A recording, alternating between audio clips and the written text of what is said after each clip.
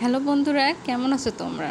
আজকে তোমাদের জন্য নতুন একটা রেসিপি নিয়ে চলে আসছি। মোগলাই পরোটা, একদম ফুলকো ফুলকো বালিশের মতো মোগলাই পরোটা। ঘরে থাকা সামান্য উপকরণ দিয়ে কিভাবে এত সুন্দর মোগলাই পরোটা বানাবে সেটা দেখতে হলে পুরো ভিডিওটা দেখতে হবে। রেসিপিটা শুরু করছি। আজকে আমি 1 কাপ ময়দা দিয়ে মোগলাই পরোটাটা বানাবো। আমি প্রথমে একটা বাটির মধ্যে 1 কাপ ময়দা নিয়ে নিয়েছি।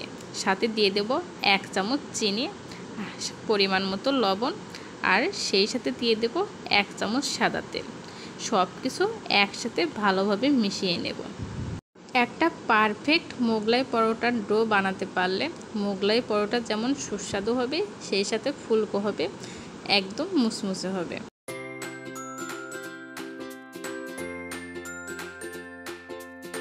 এখানে আমি ময়দা, লবণ, চিনি, তেল সব একসাথে ভালোভাবে মেখে নিয়েছি।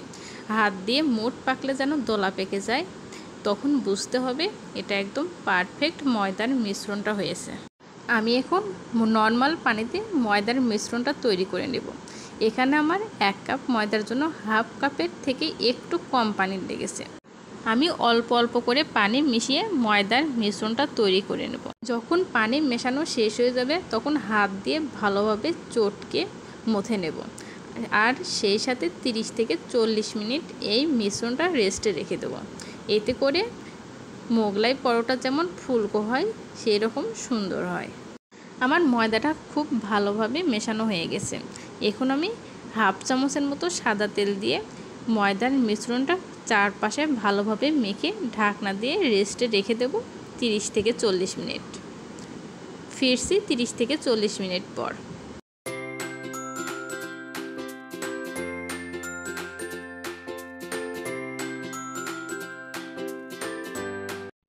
এখন আমি বড় সাইজের একটা পেঁয়াজ কুচি করে নিয়েছি, সাথে একটা কাঁচামরিচ কুচি করে দেব। ঝাল যারা বেশি পছন্দ করেন তারা 2টা দিতে পারেন। যেহেতু আমার ছোট একটা বাবু আছে, ও খাবে, সেই জন্য আমি একটা কাঁচামরিচ দিয়েছি। সাথে সামান্য লবণ দিয়ে খুব ভালোভাবে চটকে সব কিছু মেখে নেব। সব কিছু একসাথে মাখানো হয়ে গেলে একটা ডিম ভেঙে দিয়ে ভালোভাবে ফেটিয়ে নেব। এখানে কিন্তু শুধুমাত্র লবণ, কাঁচামরিচ আর পেঁয়াজ এটাই মশলা হিসেবে এই কয়েকটা দিয়েছি, এর থেকে বেশি মশলা কিন্তু দিইনি। মোগলাই পরোটাটা এরকম সিম্পলিভাবে করলেই বেশি মজা লাগে। এখন ময়দার মিশ্রণটা দিয়ে খুব ভালোভাবে একটা বড় সাইজের রুটি বেলে নেব। এই রুটিটা খুব বেশি মোটাও হবে না, আবার একদম পাতলাও হবে না। তোমরা দেখি বুঝতে পারছো কীরকম করে পাতলা করে আমি বানিয়েছি। এই রুটিটা যতটা বড় করা যায় ততই ভালো, আর মোগলাই পরোটা ততটাই ফুলবে। আমি এখন মোগলাই পরোটার রুটিটা একটা প্লেটের মধ্যে নিয়ে নিয়েছি। এতে করে কী সুবিধা হবে সেটা বলে দিচ্ছি। এতে করে ডিমটা চারদিকে পড়ে যাবে না। আর মোগলাই পরোটাটা মানে অনেকেই ক্ষেত্রে দেখা যায় মোগলাই পরোটা হচ্ছে মোড়ানোর সময় ডিমটা চারদিক থেকে পড়ে যায়, আর প্লেটের মধ্যে নিলে এটার পড়ার ভয় থাকে না।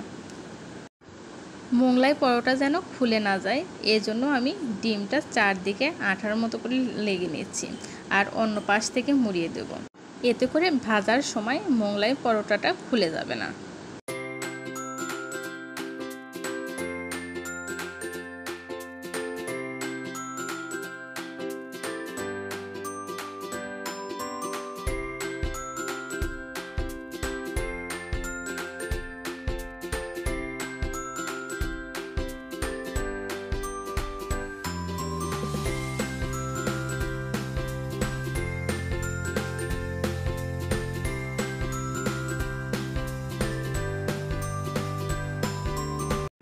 মোগলাই পরোটার যখন ভাজটা করবে তখন আগের থেকেই চুলার উপর তেলটা গরম করতে দেবে।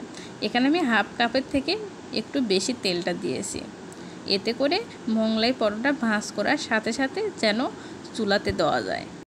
আর চুলার আঁচটা অবশ্যই মিডিয়ামে রাখতে হবে, নয়তো মোগলাই পরোটার ভিতরে কাঁচা থাকবে আর বাইরের দিকটা পুড়ে যাবে। মোগলাই পরোটা ভাজার সময় চুলার পাশ থেকে কিন্তু সরা যাবে না। সাথে একটা চামচ নিয়ে মোগলাই পরোটার উপর তেলটা দিতে হবে। এতে করে আস্তে আস্তে মোগলাই পরোটাটা খুব সুন্দরভাবে ফুলে ওঠে, আর ভিতরের ডিমটাও খুব ভালোভাবে সিদ্ধ হয়ে যায়। যতক্ষণ এক পাশ ভালোভাবে সিদ্ধ না হবে ততক্ষণ এভাবে উপরে তেল দিতে হবে। এভাবে তেল দিতে দিতে মোগলাই পরোটার উপরের পাশটা খুব সুন্দরভাবে ফুলে উঠবে।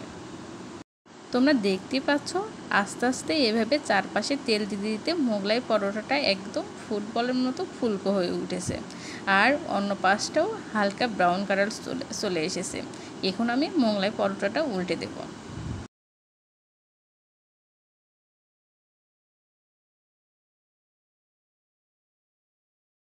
দেখো অন্য পাশটায় কত সুন্দর একটা ব্রাউন কালার চলে এসেছে।